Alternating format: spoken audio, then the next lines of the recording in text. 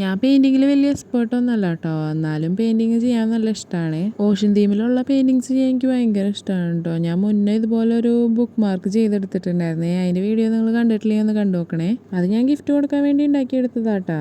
അപ്പോൾ തൊട്ടുള്ള ഒരു ആഗ്രഹമാണ് എൻ്റെ ഡെസ്കിൽ ഇതുപോലെ ഒരെണ്ണം ചെയ്തെടുക്കണമെന്ന്. ഇതുപോലുള്ള വേവ്സ് ഉണ്ടാക്കിയെടുക്കുന്നതാണ് കേട്ടോ ഏറ്റവും സാറ്റിസ്ഫാക്ഷൻ ആയിട്ടുള്ള കാര്യം.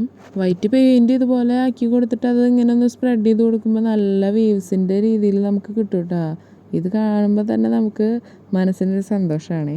അത് കഴിഞ്ഞാൽ നമുക്ക് ഇതിൻ്റെ സൈഡിൽ കുറച്ച് ബുഷസൊക്കെ അതുപോലെ ഉണ്ടാക്കിയെടുക്കാം കേട്ടോ.